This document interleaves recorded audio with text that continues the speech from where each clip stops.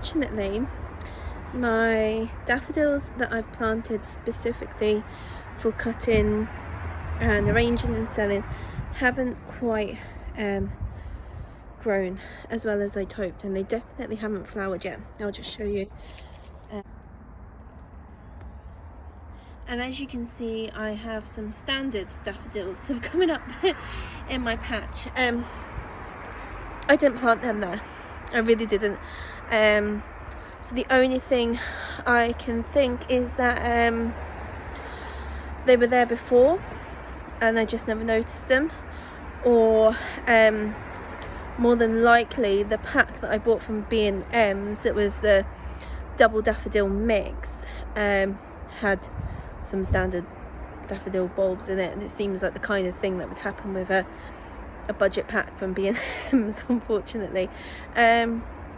So today,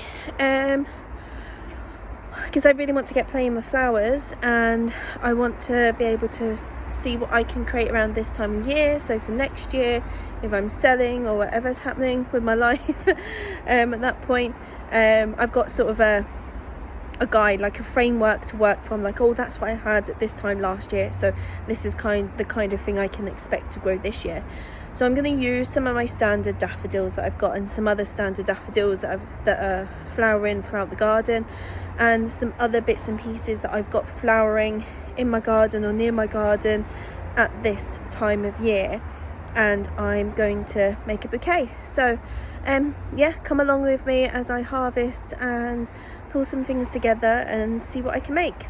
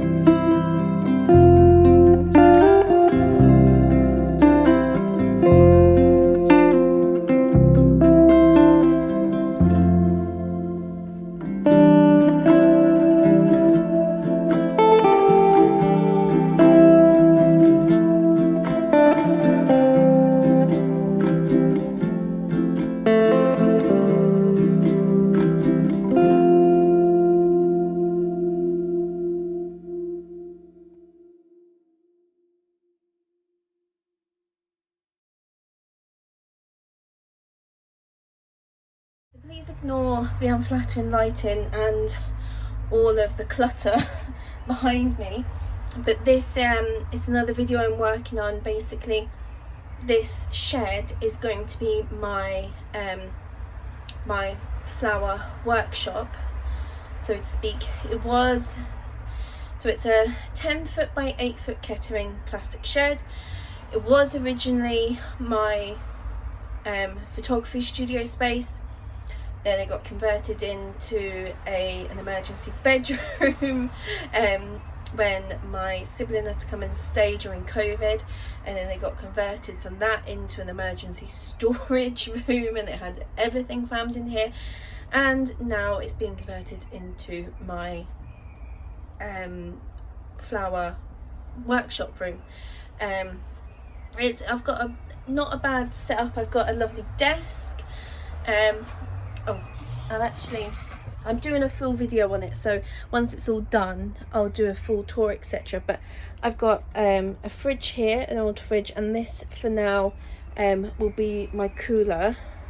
And then I've got my pride and joy, which is my antique Queen Anne Chesterfield sofa that I've lugged to loads of different places with me, and a few other bits and pieces. But there's a lot of stuff here that still needs to be moved on and got rid of and decluttered. And what I'm hoping to have is the fridge, a desk area for working on bouquets, the sofa, and a little table for relaxing, etc.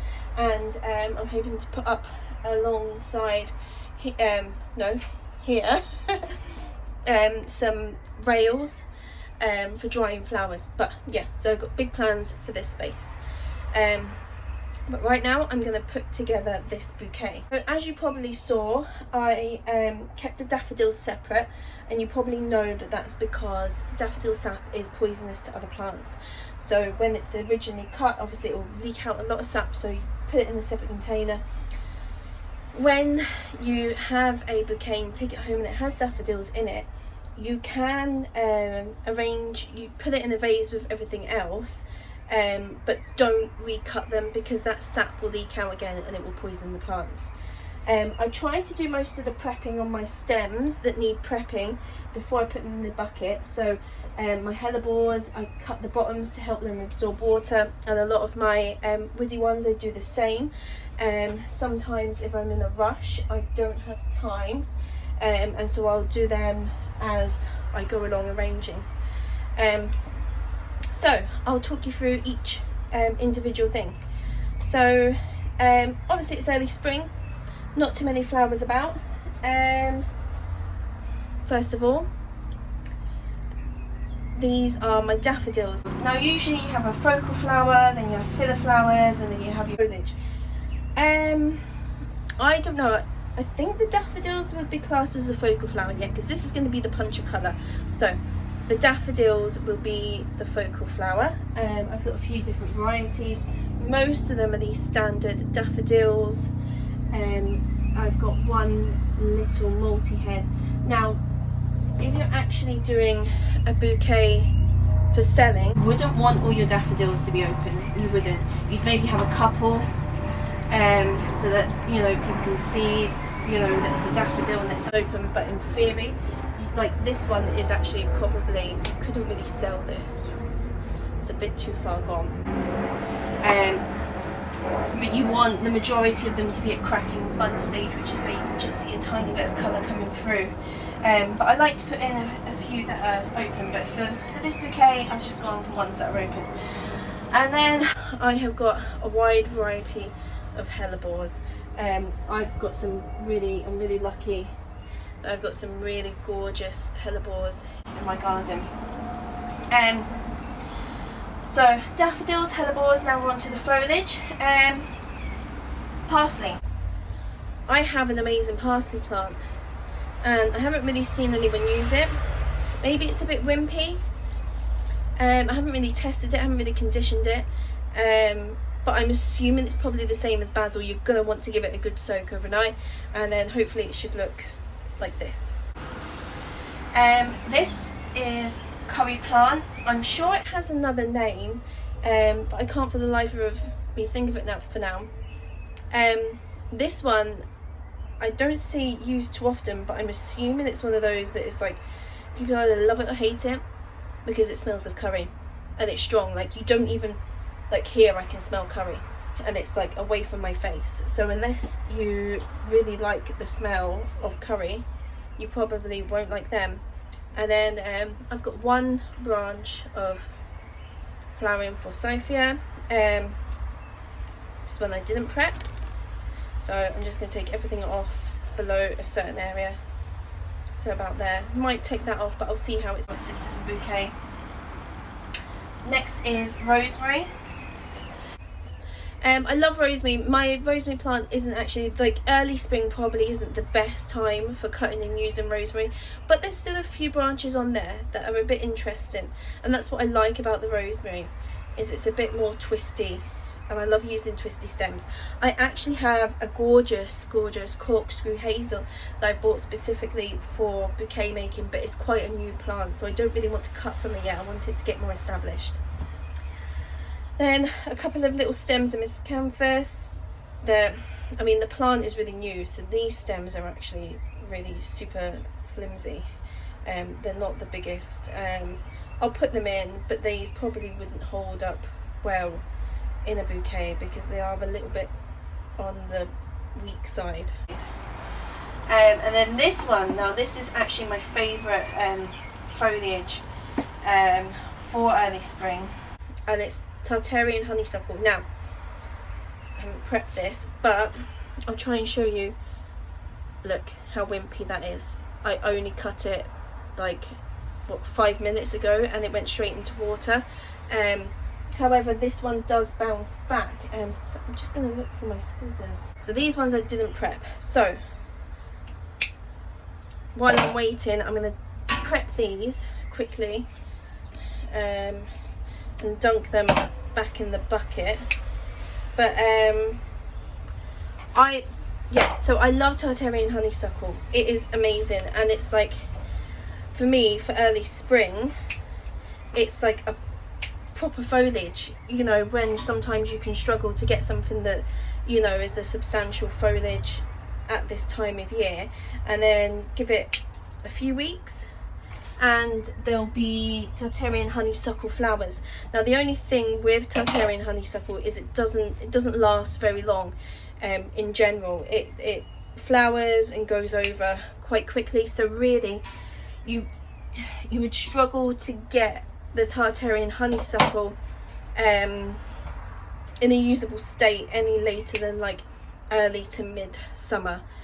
But maybe it's just the climate here. Maybe some other people have some different experiences with Tartarian honeysuckle. Let me know. And then last but not least, I have some ferns. I love ferns in general. I love ferns in the garden. I don't use them that much. I cut them because they're there. I don't know if I'll use them in this bouquet or not. There's some bouquets that I've seen with ferns which look stunning and they're gorgeous. They're just not my go-to foliage in bouquets, but we'll see. I'll see if I'll incorporate these today. Okay, so let's begin. Different people have different ways of starting bouquets. I like to go, some people go for foliage first, some people go for a focal flower first. I like to go for something that's a bit of a structure giver, so to speak. So I would use something like this forsythia, or I'd use some of the Tartarian honeysuckle, or even one of the more sturdy hellebores. And for me, it's when I'm making a bouquet, it's hard to explain, but I find sometimes if it's a bit too floppy in the middle, or you've just got one straight stem, it can be a bit difficult to build. I like something that comes out and has a bit of an interesting shape to it, rather than just your standard, you know, bog standard round bouquet shape. And I think if you go in with focal flowers or foliage and it's just like dun dun dun straight to begin with, it doesn't quite give that shape that I like myself. So I like to put something in that's got a bit more movement and structure that I can build around and build other things into. But that's probably a terrible way of explaining it, but here we go. So I'm going to start with the forsythia. I'm holding it between my thumb and my finger, this is probably a terrible way of doing this technique, but you know, this is how I did it last year, so I'm going to go with it. And then I'm going to use some of the parsley, and I'm just crossing over. I'll put a few more things in before I turn it. Fortunately, all of my other cameras died, which is great promotion for being a photographer. I don't keep my batteries charged, but anyway, I can't remember, well, I don't really know where it stopped, so I'm just going to go from where I am and hope that I'm able to put together a half decent video from all of this. Okay, so I was here, so I'm adding curry plant, and now I'm going to add a flower. I'm going to add a hellebore, try and fill it out and give it a bit more body. And now I'm turning, and I'm going to add a piece of Tartarian honeysuckle in. I'm going to add in the first daffodil. Now, daffodils stems are actually quite delicate, so you do want to be careful. You want to make sure you're loosely holding it, otherwise you can end up breaking the daffodil stem. Okay, I might put in one of these ferns. I know people use them as collars, but I think I can always take it out after if I don't like it. Give it a turn. Nice piece of parsley. Add in this little daffodil. This is what it's looking like right now.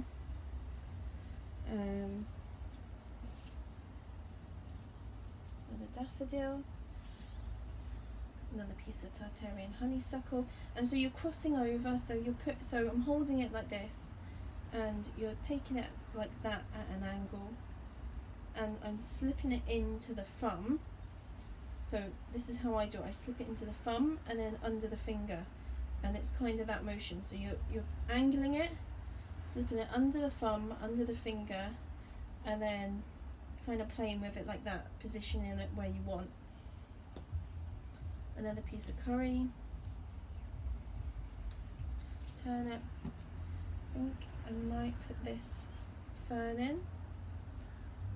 Yeah, it's getting there. And you can kind of move things up and down. That's what I like to do, to be able to play with it.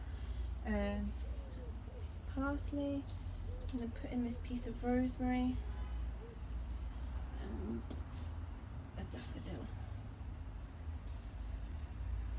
And the way that I look at it is, so say this fern looks like that right now. You want to kind of blend it in so that it fits in. And I like to leave flowers so that I can, any gaps that kind of look a bit too foliage heavy, I can fill in with some flowers. So I return that. But this, now the reason I like the curry plant is the colour that it adds. It kind of breaks up the greenery. I think a lot of early spring bouquets can be quite green heavy. Now this one, I'm gonna have to cut this, and that is probably too short to use, so that will go in a vase. But I'm gonna put this here, and bring a daffodil in there. Turn it, and see, now I'm just filling out the spaces that are a bit bland with the daffodils. And I still have lots of Tartarian honeysuckle that I can add in again. Now, the thing to remember as well when putting together a bouquet is your stem length.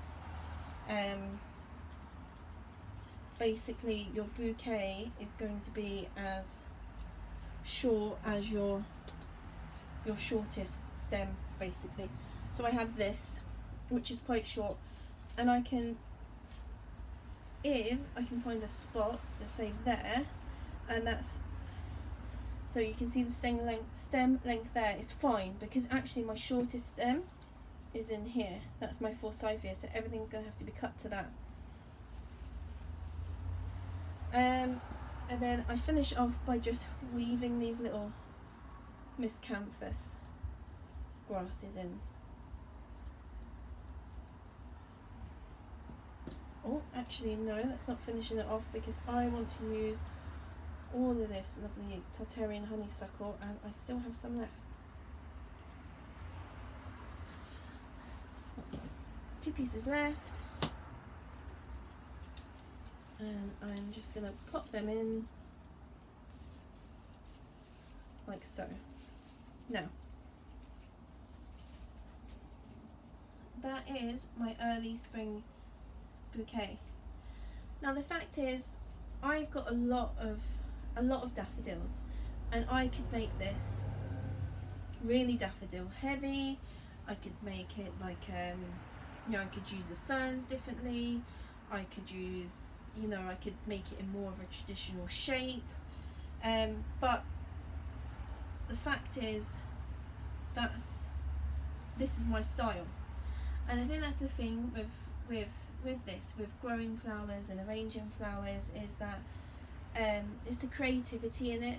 You don't have to stick to a proven formula that other florists use.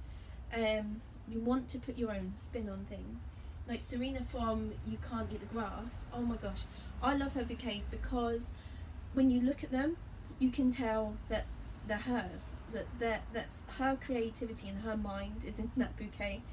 And you know, with other YouTubers, you look at their bouquets and you can probably tell straight away who put it together, because it's got their character in the bouquet. And that's kind of, I guess, the whole point of it, especially with growing your own flowers, is that it's your vision. So I know for a fact that there would be lots of florists and, you know, flower farmers out there who would have put together an entirely different bouquet from this than what I have.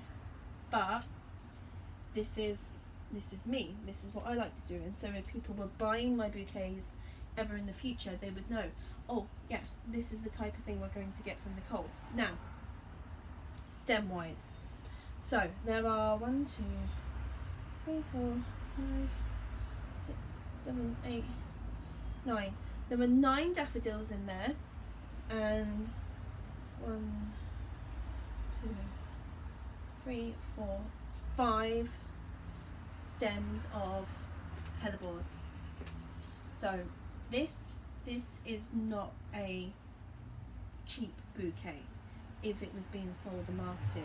And then you've got a lot of filler in there, including the two ferns. So this is quite a large bouquet. So if I was doing a lovely pose and a lovely, oh look, this is what I do, this is what I make, this would not be a cheap bog standard bouquet. This is, you know, this is quite a substantial one. However, it's early spring. You know, daffodils don't hold much value as cut flowers. So, you know, when you're marketing, I don't know what I would sell this for yet. I haven't sold one bouquet. I'd need to work out my costings. But those are the sort of things that while I'm making it, I'm just, you know, pondering and thinking about. And, you know, I just wanted to point out is that it's a very, you know, it's not a cheap bouquet, but then the hellebores would probably hold quite a high price, but the daffodils definitely do not hold that higher value. So yeah, it's probably, I would say, all in all, probably a medium range value bouquet. But the fact is that, you know, at this time of year, unless you're growing in a heated greenhouse or you've got early stuff in a hoop house and you're able to produce like early daffodils and early ranunculus and things like that, this is kind of naturally and seasonally what you have to play with. And I'm quite happy. And I think a lot of people would be. I think if you know, if someone saw a bouquet like this and you said, yeah, this is all seasonal, this is all British, all seasonal, this is what you get, this is what grows naturally outside at this time of year, and this is the kind of bouquet that would be put together, and you can have that in a vase in your house, and you know, and it will look lovely. And you've got a lot of different smells going on there. You've got the parsley, you've got the curry. To me it smells fresh, to me it smells like a fresh spring day. The smells seem to merge together, and I love it. I think it's great. So Miss Canvas in my mouth. Lovely. So last step, so like I said, so you want to find your shortest stem, which is mine is in here. It's a forsythia, so it's actually going to be cut quite short, this bouquet, and that's what you need to do, is just cut all of your stems. So yes, they were all pre-prepped, however, what you've got to remember is you probably wouldn't be cutting straight away and making a bouquet straight away.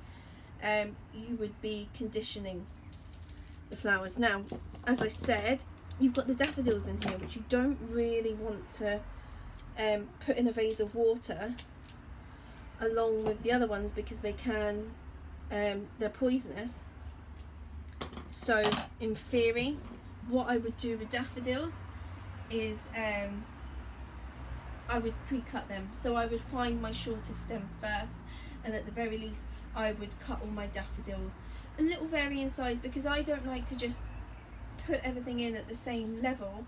You know, you can see I've got tall daffodils in here which is just me lifting them up, and I've got nice short daffodils in here because I've pushed them down so that I've got flowers at varying heights. So I would pre-cut my daffodils, take my shortest stem and cut them at different varying lengths to that. Yep, and then just finish that off, and then that would be good to go. I don't have my elastic bands. Okay, so here's my elastic bands, which is a nice firm stem, probably one of the Tartarian honeysuckles. We go up, and then we go right up to the point where I'm holding it, so where the twist is. Go right around, probably even go right round twice, and then we go over another solid stem. Get that round a bit. So I'm going to go over this hellebore. Probably go over that twice, and there we go. It's got a nice open shape, which is what I like. I mean, to be honest, I would maybe fill it out a bit more, but then, you know, you're looking at, is it, you know, how expensive is that bouquet? What is your value? I'll just put it in a jug. Yeah, and to me that's lovely. I mean, that's unopened. Maybe it's probably not enough in it to fill out a jug, though if you cut the stems a bit shorter, maybe it would look really nice in a tall, narrow vase. And the thing that I like is that, you know, it's interesting from every angle.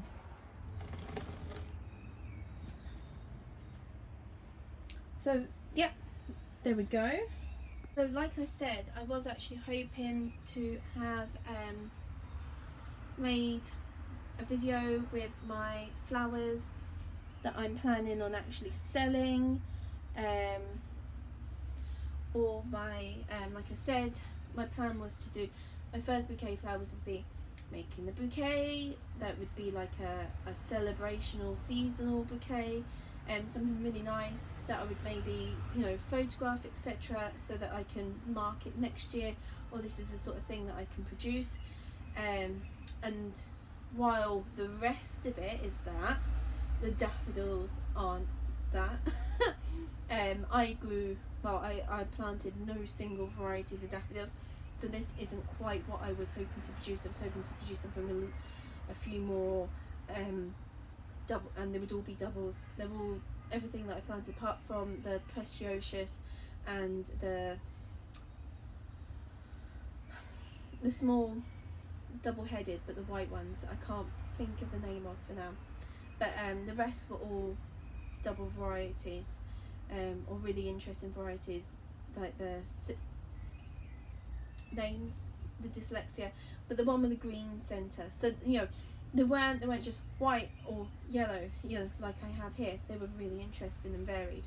And then the second bouquet video I wanted to make was obviously putting together bouquets for selling. So that would be small, sort of, I'm guessing what people class as market bouquets.